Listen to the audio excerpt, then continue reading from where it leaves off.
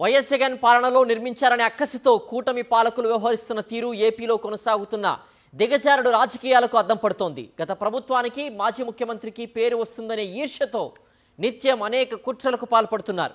ఇది ఎంత దాకా పోయిందంటే ఏకంగా రాజ్యాంగ నిర్మాత అంబేద్కర్ విగ్రహంపై కూడా రెడ్ బుక్ విధానాలు అమలవుతున్నాయంటే ఏపీలో రాజకీయ కక్ష సాధింపులు ఏ స్థాయిలో ఉన్నాయో అర్థం చేసుకోవచ్చు. ఈ నేపథ్యంలో ప్రభుత్వ తీరును తప్పుపట్టేలా హైకోర్టు వేసిన ప్రశ్నలు చర్చనీయాంశంగా మారాయి. ప్రజాస్వామ్యానికి సామాజిక న్యాయానికి పట్టం కట్టేలా ప్రపంచం మెచ్చిన రాజ్యాంగాన్ని భారతదేశానికి అందించిన మహానుభావుడు డాక్టర్ బిఆర్ అంబేద్కర్.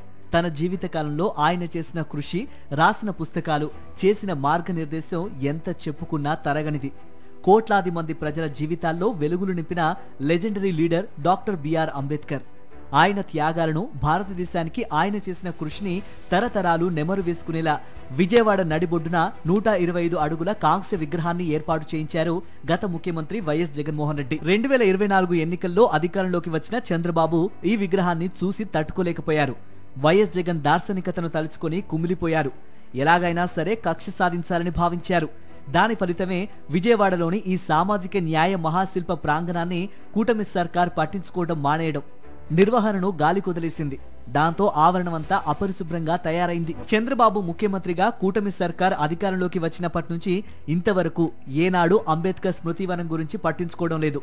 ఈ స్మృతివనంలో పనిచేసే సిబ్బందికి ఇచ్చే వేతనాలను ఇవ్వలేదు.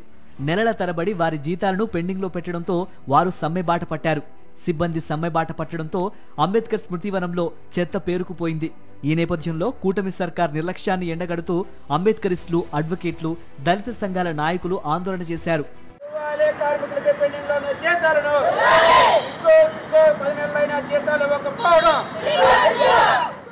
సామాజిక న్యాయ మహాశిల్పం ప్రాంగణాన్ని చంద్రబాబు సర్కార్ సక్రమంగా నిర్వహించడం లేదని, అక్కడ దారుణమైన పరిస్థితులు ఉన్నాయని, ఈ వ్యవహారంలో జోక్యం చేసుకోవాలని కోరుతూ హైకోర్టులో బుద్ధిస్ట్ సొసైటీ ఆఫ్ ఇండియా జాతీయ ప్రధాన కార్యదర్శి ఏము కొండలరావు ఈ వ్యాజ్యాన్ని దాఖలు చేశారు.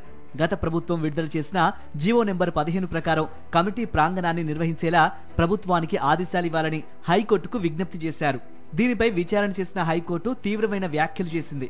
భారతదేశానికి రాజ్యాంగం అందించిన వ్యక్తులను గౌరవించుకోవాలని లేదా అని రాష్ట్ర ప్రభుత్వాన్ని ప్రశ్నించింది. స్వరాజ్ మైదానంలో ఏ విధమైన అభివృద్ధి పనులు జరుగుతున్నాయో రాతపూర్వకంగా తమ ముందుంచాలని ఆదేశాలు జారీ చేసింది. డాక్టర్ బిఆర్ అంబేద్కర్ మహావిగ్రహం ఉన్న స్వరాజ్య మైదానాన్ని పెట్టుబడిదారులకు కట్టబెట్టడానికి గతంలో చంద్రబాబు సర్కారు ప్రయత్నం చేస్తే విజయవాడ నగరవాసులు వ్యతిరేకించారు. ఆ తర్వాత అంబేద్కర్ సామాజిక న్యాయ మహాశిల్పాన్ని ఏర్పాటు చేయడానికి జగన్ ప్రభుత్వం నిర్ణయం తీసుకుంటే అభినందించారు. అది తట్టుకోలేని కూటమి పార్టీల నేతలు నాడే విష ప్రచారాన్ని చేశారు. గత జగన్ ప్రభుత్వంపై రాజకీయ బురద చల్లటానికి విశ్వ ప్రయత్నం చేశారు.